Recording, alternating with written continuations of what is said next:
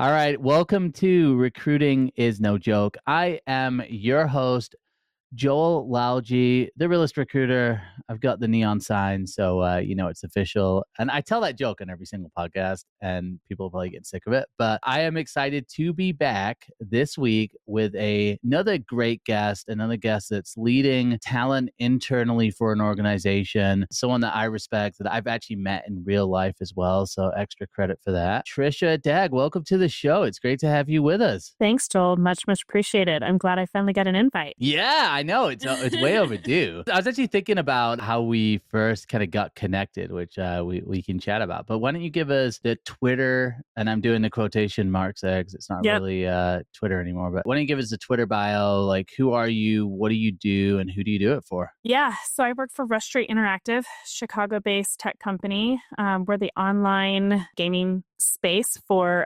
casinos. So sports betting, online casino games, poker, all that good stuff. We are a global organization, and I lead a team of 7 internal recruiters hiring all across the globe. So North America, South America, LATAM, and also quite a bit across Europe. Very cool. Employees in 26 countries. So keeps us on our toes. And so in terms of hiring volume, how many people have you hired so far this year? What's the target there? So we, not even halfway through the year, we're at about 100 hires so far.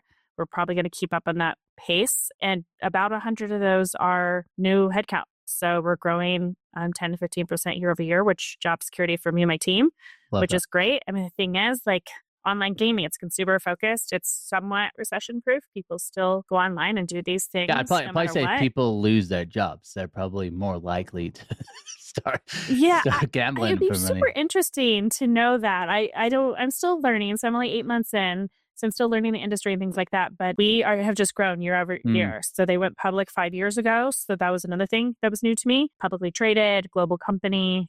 So I am figuring this out as I go. Google my way through the job. I love it. And how long have you been in the people space, either recruiting, talent acquisition, HR? Like, how long have you been in this profession? So I don't really like answering that question because it definitely tells people how old I am. But my first job was actually inside sales at Career Builder. Oh, wow. Almost 20 years ago. Career Builder. Okay, right. Yeah. Amazing. And then, inside sales is just such an easy transition to recruitment. Yeah. Dipped my toe into the agency recruitment before moving over to Classified Ventures, which is one of the early .coms that owned cars.com and apartments.com, where I got into recruiting. So the day-to-day internal recruiting. And that was in 2007. Wow. Amazing. So it's been a minute. Yeah. And then I've zigzagged across a lot of different things, went from recruiting to kind of like the nonprofit route, to advising, to head of HR. And then here I am back at heading up TA. Yeah. I love that. I love it. What a crazy time to get into recruiting in 2007. Are you seeing any kind of similarities between 2007 kind of leading into Great Recession to kind of what we're seeing now? Like, I guess I'd be curious to get your take on that. Yeah, I think so. When I started in 2007, we were hiring gangbusters. Like, it was a good time to be a .com. I mean, we were growing a ton. I don't think people really knew what was coming in 2008, 2009, or didn't think it was really going to affect us like it did. I think it was a perfect storm. Yeah. So we were hiring a ton. I was extremely lucky that I was never let go. The company kept me. We never stopped hiring. We were obviously conservative through that, but we felt the pain. Like, we weren't growing like we were. We were only replacing and being very thoughtful. So I think one of the things that I hope we all learned a lesson here is, like, watch your spending, be thoughtful. And I am seeing that. I think companies are being somewhat more conservative. I don't think, the crazy hiring is happening. We're lucky enough that we've been in a cash flow positive spot to be able to do that. But there's a little bit, I do see a big similarity post-recession and post-COVID and, the pandemic, and like a lot of similarities of like, hit the gas, go. Yeah, like 2021 was crazy, right? Yeah. Yeah. And now we're right sizing a lot of companies. My last role, as you know, was in venture capital. And we saw a lot of that. Companies were hiring post-recession, post-slowdown, because they were like, okay, things are great. Like, let's just go. And then they got a little fat and had to trim it back. Yeah. No, it makes sense. What about I guess in terms of challenges that your recruitment team is facing, one of the things that I've heard quite a bit over the last few weeks, just going to a couple of different conferences, have been number one, application volume seems to be insane right now. Number two, started to hear a lot more about fake candidate profiles, bots applying to jobs. So curious, is that something your team is seeing? Or like what are some of the challenges you're facing or your team Yeah, faces when it comes to, kind of dealing with these applicant flows? it is hands down. The bots have been troublesome. Especially globally, right? Because I feel Luckily, like it's globally that you're seeing a lot of those. absolutely. Yeah. Absolutely. So if, it's training my team on like how to identify those, how to look for those. We just had an instance last week where we had a hiring manager that posted a role and overnight he got 300 applications. And he's like, this has never happened before. It was a technical project manager. And he's like, I usually get like, maybe Three 100 people. total if I'm lucky. And Yeah. he was actually really frustrated because he's like, how am I going to get through this? And we had to kind of like walk him through it and tell him how we're going to support him and also set up rules and utilize our system to be able to streamline some of those efficiencies. I'm not in the weeds of the role enough to know like how many of those were legit. I don't know if something got a hold of our posting and it was just like mass applying, but tech has just made this interesting, I think. And the bots have been a big thing. And as we were talking earlier, we both went to Transform. And one of the things they were talking about there is like some basic ground rules you have to set for candidates of like how to help identify if bots are, applying for roles. Yeah. So yeah, it's definitely an issue. What about in terms of your team internally? I know there's a lot of myths out there, right, about the ATS bot and like teams just using AI to do all the recruiting. I'd love for you to share, if you can, not necessarily like naming the tools, but just like what areas are you Yeah. focused right now in terms of, hey, this is how we can use tech to streamline the process? And like, what are the things you're thinking about with your team? Yeah. So I just want to say I'm a huge supporter of tech. Like we should be utilizing it. We should be, if it can make our jobs easier and faster, we should be doing it. Yeah. With that being said, we do not use any AI in our recruitment today. Wow. Not at all.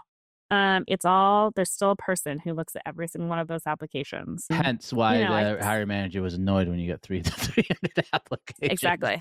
exactly. So now, with that being said, I think our company is probably a little slow to adopt AI, and we're definitely taking a look at that. And we've most recently internally said, "Hey, how are we going to utilize AI?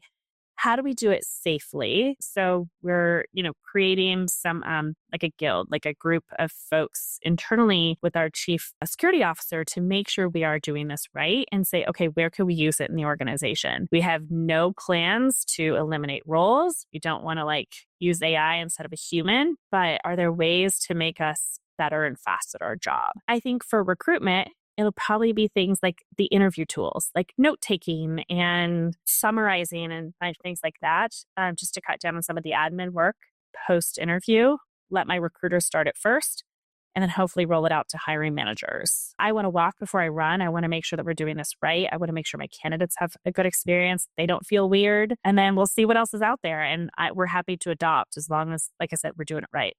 Yeah, 100%. And I think there's definitely a massive fear out there. I think more on the candidate side, and we'll talk about candidate experience since you mentioned that. But I think there is that fear, or there's rumors going on, right? I saw one the other day where companies are just posting jobs to collect data and then they're selling that data to other companies, or the AI is just in control of the org. But when I break it down and talk to most talent leaders, I would say maybe they don't fall in the complete same boat where they're not using any AI, but the AI is more for things like you said, like note taking. Supplement. Yeah. Yeah, in your email, right? Like, oh, I got to write an Yeah. email to somebody, let me use AI to help me write the email. I haven't really talked to anyone that's like, yeah, we just from application to the job getting filled, it's all AI. I have heard of a couple of companies that maybe have streamlined things that to that level, but it's definitely not the majority of companies. Because I think people, like you said, they want to make sure they're doing it the right way, they're doing it safe, they're not opening themselves up to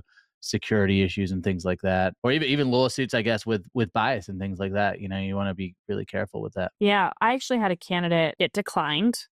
One of our recruiters actually hit rejection. Thanks for applying. We move forward with someone else, right? The person never interviewed, so they don't know what goes on into that black hole, as they say. And they actually took the time to interview, or I'm sorry, to email our kind of like careers at email. And it comes to me.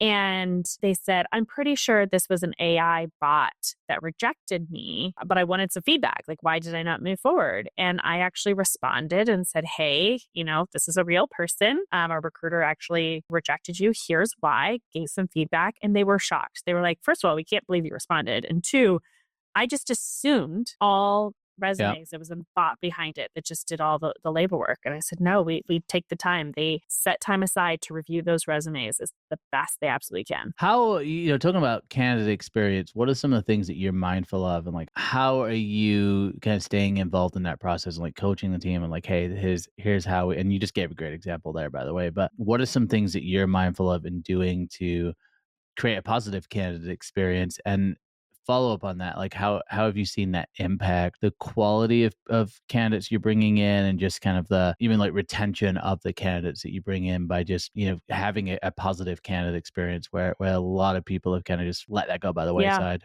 Yeah. So I have lots of examples, but one of them is when we're in a consumer facing business, we have to remember these aren't just our candidates, they're our players. Hmm. They could use our product any day. And I have to make sure that every time they touch the business in any way, that they have a positive experience with that. So we go through a lot of customer service training internally with our teams. When I started 8 months ago, there had never been formal interview training for our managers ever. So I flew to every single physical location and conducted in-person interview training for every single manager, just so they could understand the basics and, even how to set up an interview and how to follow up and how to handle if there's anything wonky. Like I said, hey, if your spidey senses are going off, like call us up, like call TA, call HR, like call us to help make sure you're doing this correctly. And it has been huge. We've gotten super positive feedback from candidates, super positive feedback from hiring managers that they feel more comfortable. And if they feel comfortable, we help our candidates feel comfortable. So that's a big part of it. And then we'll continue that.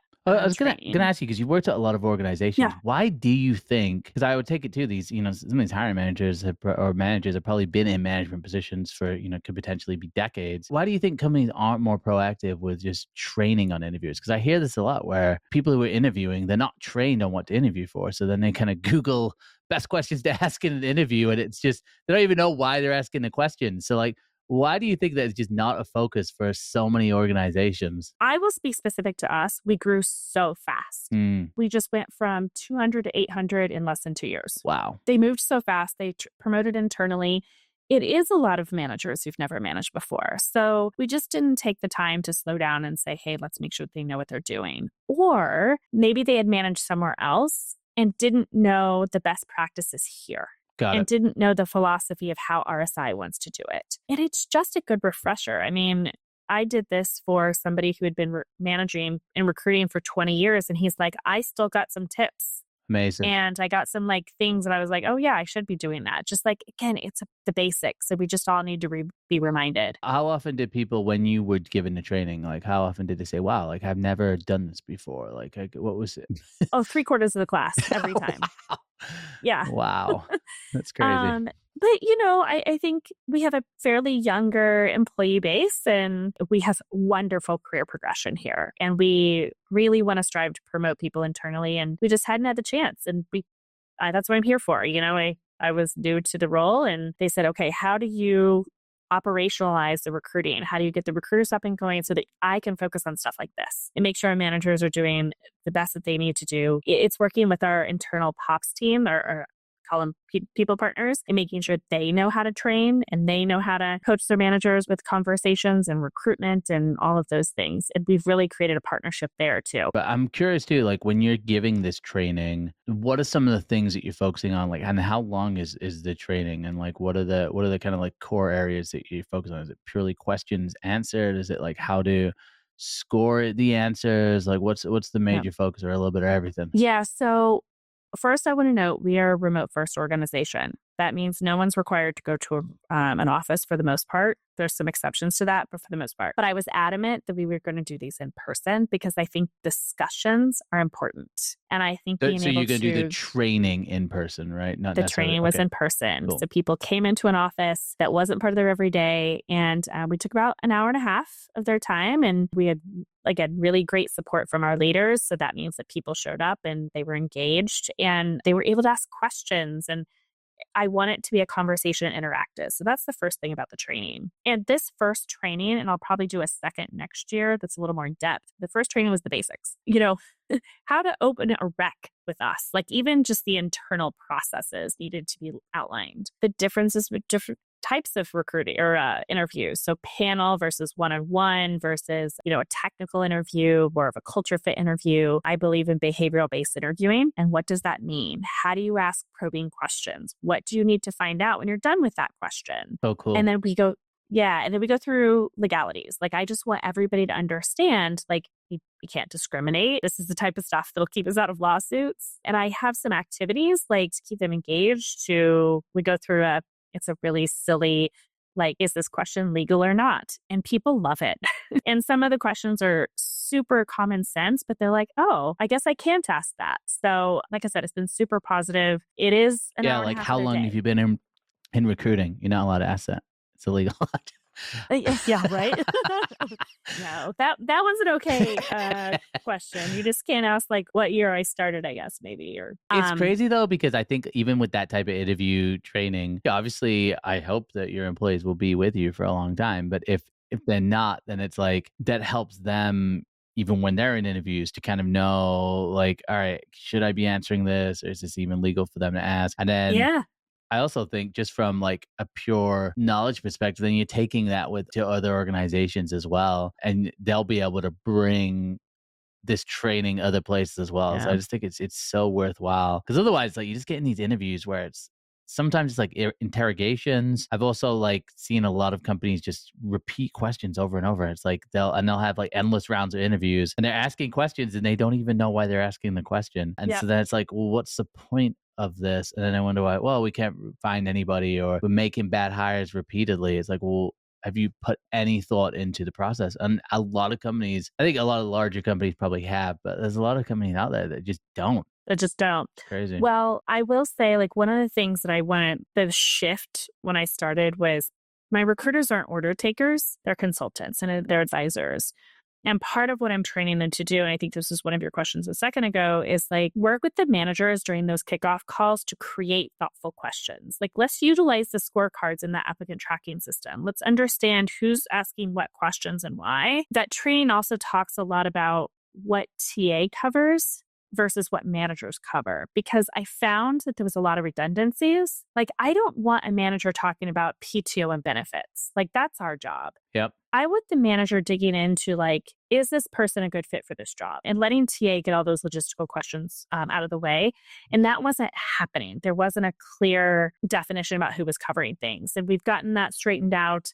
The recruiters are now, first of all, I have an amazing team who knows the business well. They know the areas well. So they're able to help create those super thoughtful interview processes and questions. And we've created a hiring guide for every single role now. And it's even like green flags, red flags, things like that. Like, we've gotten into detail for a lot of roles, and it's been very helpful. Yeah, I absolutely love that. So making sure your interview roadmap, your interview process, your interview questions, people are trained, massive for candidate experience. What else are you looking at to kind of improve that candidate experience? Or what are some of the other things that you've been working on? This kind of leads into the next thing. We're actually going to train our internal folks on how to interview internally. As I mentioned, we have really great career progressions. So we have an operations team just outside of Philadelphia in New Jersey. And it's a heavy call center. So like there's no AI there either. So if you're a player on our site and you chat in or email in or call in, you're talking to a real person. It tends to be a fairly entry-level role, first or second job out of school, sometimes like not even college, go right into the working world. But we want to promote those people. And they have really, really high positive turnover, right? Because they're getting promoted, they're getting into senior roles, they're going into other parts of the business. But we got some feedback from managers saying because it's their first or their early career people, they've never been taught how to do interviews. They don't know how to do a resume. They don't know what kind of questions to ask. Even just the etiquette of being online in a Zoom interview, like be Yeah, they're like showing up professional, with a you baseball know? cap and like Yeah, sweatpants. right? And, don't eat and drink on camera and be in a quiet place. And so we're actually rolling that out for our early career folks Love that. next month. And we're super excited about that. And so that's an internal employee experience, right? And we want our employees to feel good that we're investing in them and we want them to get promoted here and we want them to do well here. So interesting because number one, I'll say when it comes to like what you were talking about before with like interviewing the hiring managers, probably one of the few times I've heard people talk about this on the podcast. In fact, one of the last people to talk about it was like 2 episodes ago, which I think is great that obviously more and more companies are focusing on that. But this is the first in terms of like this internal mobility conversation and like how to focus on that. And like I've never heard of anyone training internal employees on like how to interview internally. Really, I love that because again, it's like you're investing in them too for other Yeah.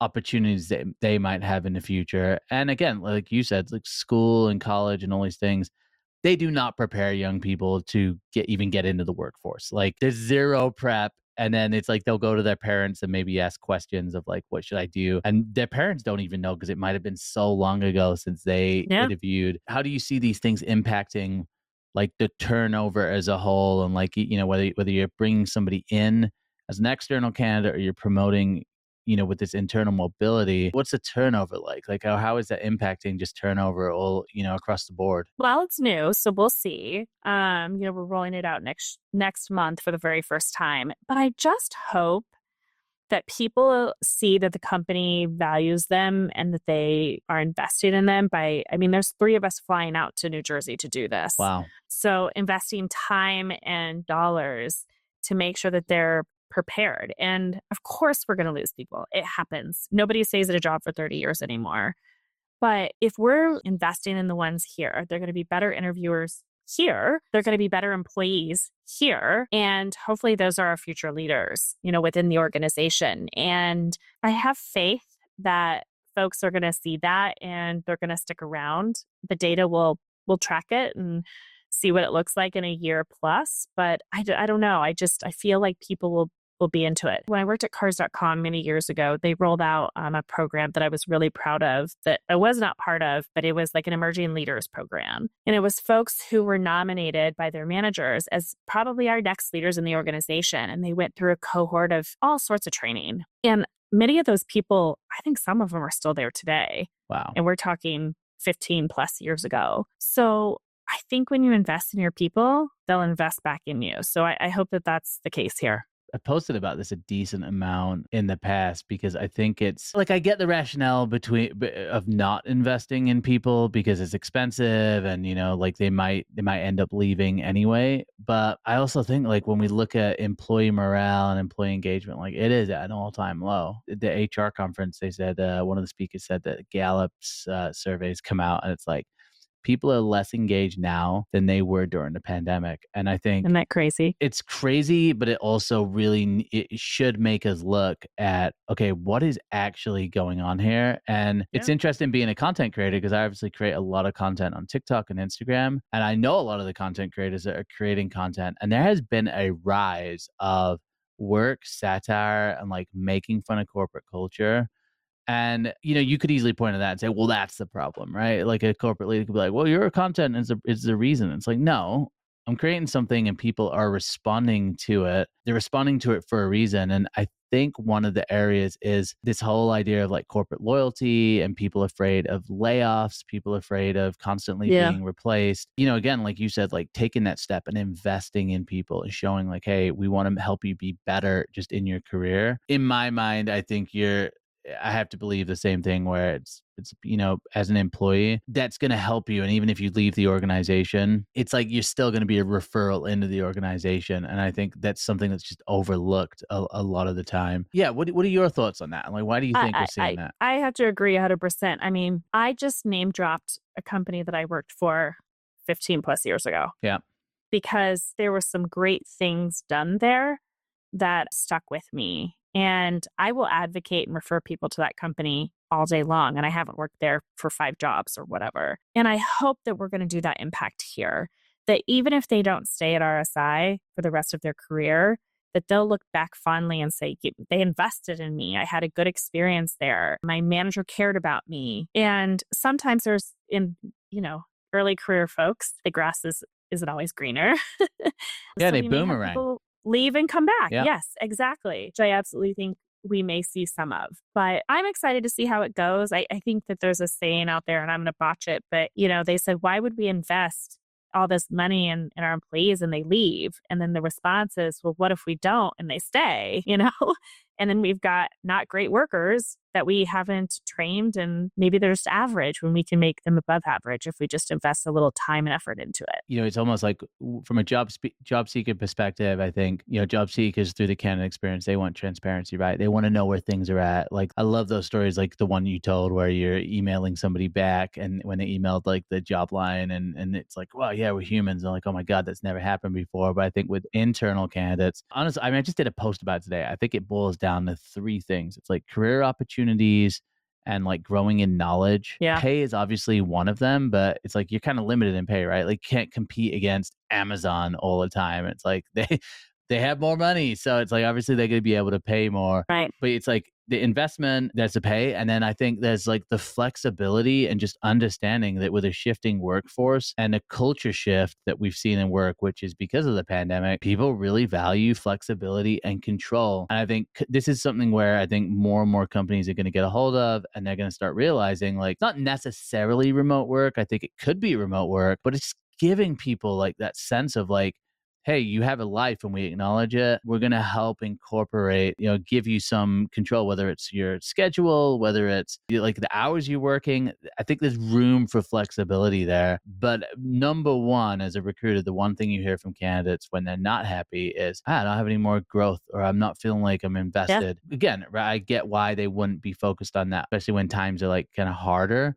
But if you're in a position where your company's on the up and up, I think it's great. I want to talk a little bit about the job market here, because I know that, you've been on the job market at times over the last couple of years. I think that's how we actually met. Or I think maybe we met, like, I think I DM'd you about a position and then you actually sent over 2 other people for the position. I think that's how we met.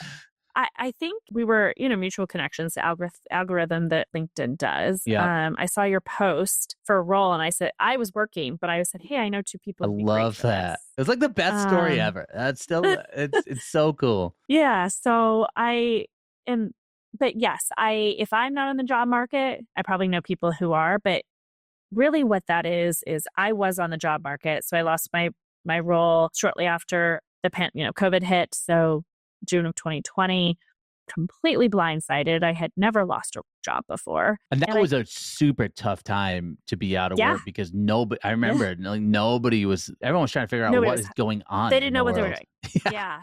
But my network was there for me and they did great. Like everyone stepped up. I got interviews at a lot of different places. I got leads sent to me. So what I did to you was simply me paying it forward. Like my network did that for me when I had lost my job. So I try to repay that in any way that I can. I can't meet with everybody. I can't have calls with everybody, but I always say, send me your resume. Let me know what you're looking for. I'll keep my eye out. And I do want to pay that forward as much as I absolutely can. And it came full circle again because I was leaving my last role at the VC. I was going to take some time off, actually, take a minute, but I have a group of close HR friends. And I just said, hey, I'm going to take some time off, but if you hear of anything, let me know. And they're the next day I was introduced here. Here's a job.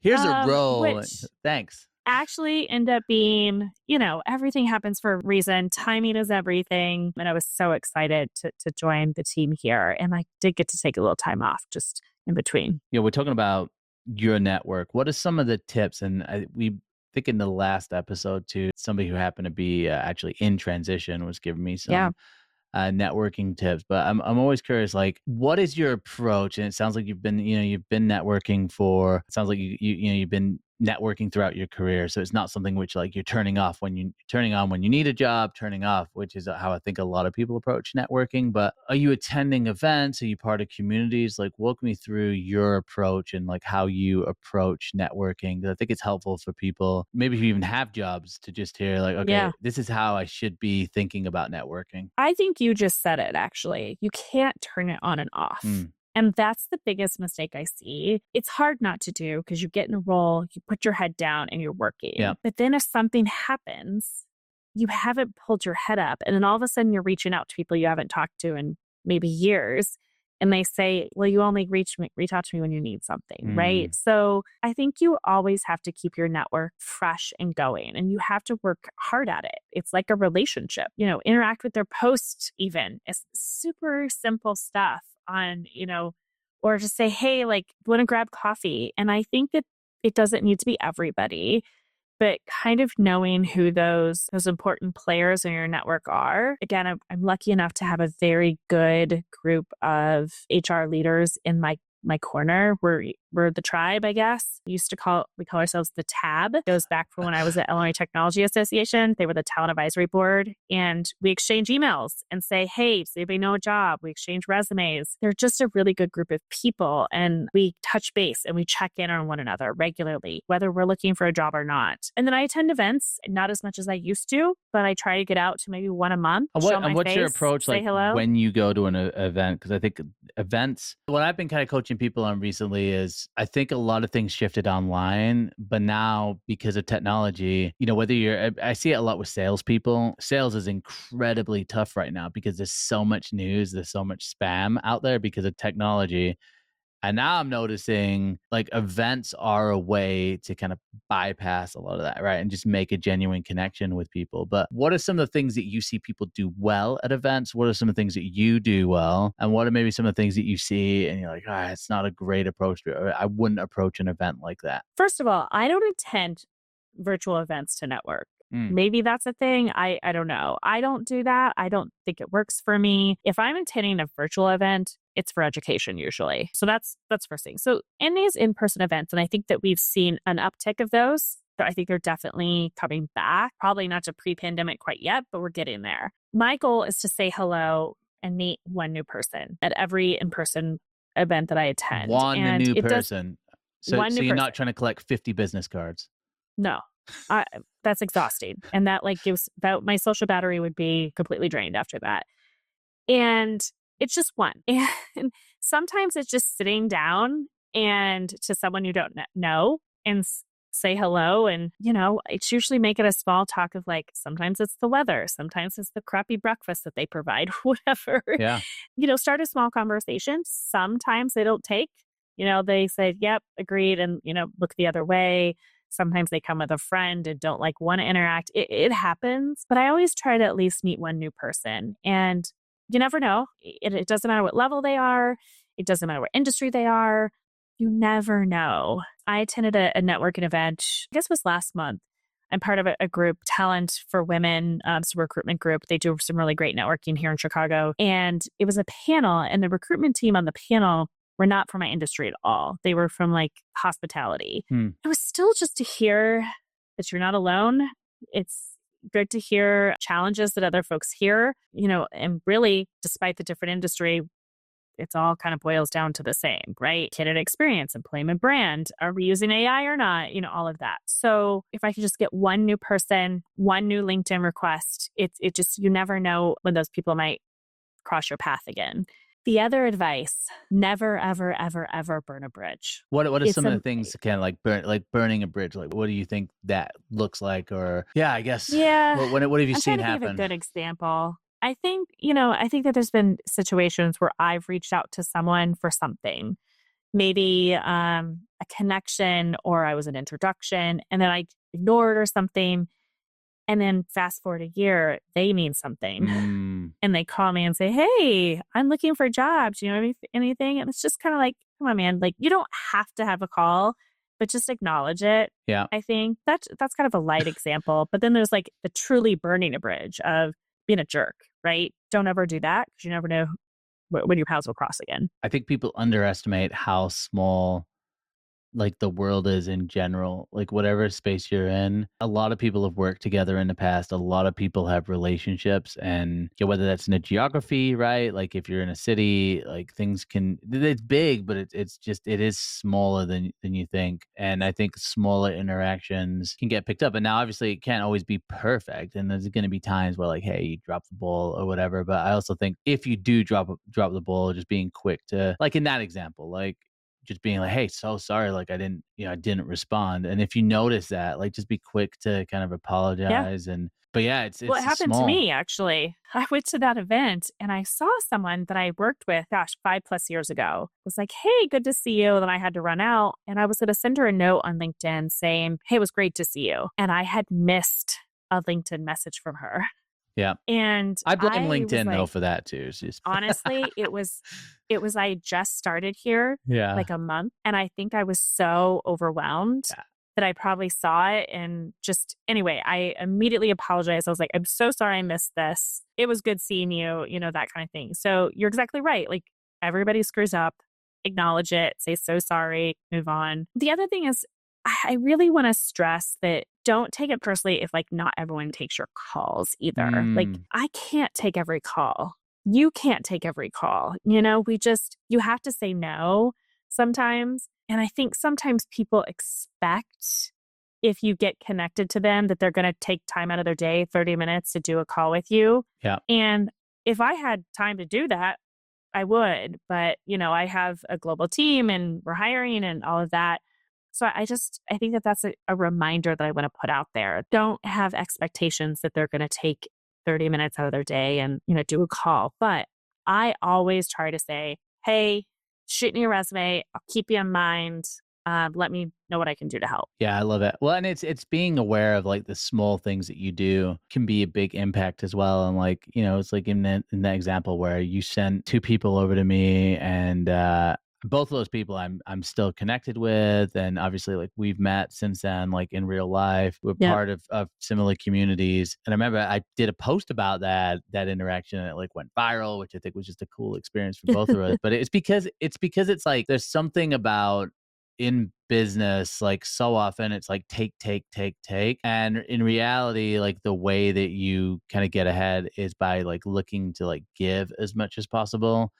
It's Yep. kind of it's like a weird thing that I don't think people have always grasped. It's like even from a networking perspective, like one thing I've noticed, is like I have a decent amount of followers now. So like when people find that out, someone's like, "Oh wow," like, they'll look me up on LinkedIn, like, "Whoa, you got 200,000 followers." And it's like this Yeah. weird thing that happens. But in the interaction before that, a lot of times, like I've noticed that people don't ask a lot of questions. And Yep. I think being curious and like asking questions and like just wanting to connect with people and know about them doesn't happen a lot. And I find that a lot of people go to events and it's like their own agenda. They want to tell you about what they've done and how great they are. And what can go a long way is just, you being the person that's asking questions. And think that approach that you said too of like being the one that goes to people. One thing I've noticed right now is we do have just a culture of like wanting people to come to us. But the problem is everybody's doing that, then no real connections are made. And again, like at these conferences or these events, people are really quick to look at the name badge before they even make that approach. And I think a much better strategy is just talking to whoever is in front of you, stepping out. And, it doesn't matter who they are because you also don't know where people are going to go. That person that you're talking to that's an associate, 5 years from now, they might be whatever, like a business owner that's super successful. And it's like if you treated them at that moment for like where they are in a moment, it's not smart either. And it's like I just think that happens a lot. At least it It's the happens a burning lot the to me. bridges. Yeah, no, I see it all the time, and I think, when we've been doing this a long time, we've seen the full cycle, the circle of life, if you will, and the people that I recruited in 2007 as entry-level customer service and salespeople Yeah. are now super successful executives. And I'm still friends with them and connected to them both professionally and personally a lot of times because they had a positive experience with me in their first job Yeah. or their early jobs. And they don't forget that. You just have to remember that. And I believe in karma and I believe in paying it forward as much as I can. And I think if we all did that and had kindness, we'd probably be in a better place.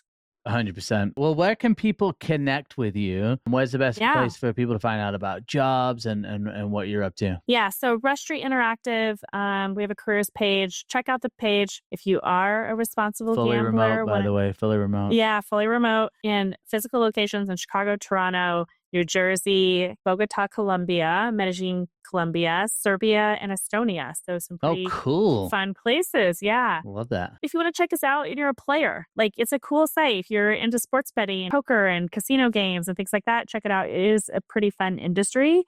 And then I'm on LinkedIn, Trisha Degg. I welcome getting to know new folks and new connections. But I do have a request. This is a big LinkedIn for me. I don't like getting random invites. Yeah. I like to say, hey, I heard you on the podcast, or we ran across each other in a networking event. My biggest pet peeve is getting a request from someone that I have no idea how I came across them, and I'll probably decline it. So you must be annoyed on LinkedIn a lot because most of the requests are like that. You know, it's probably 50-50. I think that people are getting that. I think it goes back to like sales. Yeah. They're getting that like they have to differentiate themselves and put a personalized note out there. And then going back to the bot thing, sometimes I wonder if I get invites from bots. Like I don't even know if they're a real person. I've noticed I've got 50 employees at the Realist Recruiter, and I don't have any employees. My gosh, It's like that 50 happened fake accounts. I'm like, how is LinkedIn allowing this? It's crazy. I know, it is crazy. So send me a note, personalize, and I'll get you. I would absolutely love to connect with you, and hopefully our paths cross. Look, if you send Trisha a message, please say you heard her on the podcast. And I think that's just it's a great piece of advice for anyone connecting on LinkedIn. Try and have some context. And like, I guess if you don't have the context, you could say, hey, I checked out your profile and I'm curious. But like, I think the only other pet peeve I have is when people send like fake context and it's like nothing, but they're trying to make a connection. And I'm like, or it's like, I love your innovative work at the Realist Recruiter. I'm like, really? Because I'm just sharing memes most of the time. So it's Right? not that innovative, all right? But I actually, sorry to interrupt, but I actually appreciate when people say, I actually don't know you, but you have a super interesting background. I would love to add you to my network. Like, okay, being there's genuine. some honesty.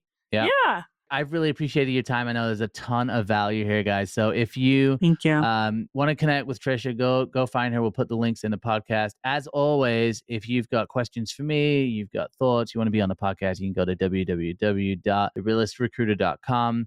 And remember to subscribe on iTunes, on Spotify. Leave a review as well, as long as it's positive. Just kidding, you can rip me. But I will be back next week with another guest. And if you're wanting to be a guest too, please reach out to me. But Trisha, thanks so much. Joel, have a great rest of your week. Thank you so much for having me. Yeah, we'll talk soon here.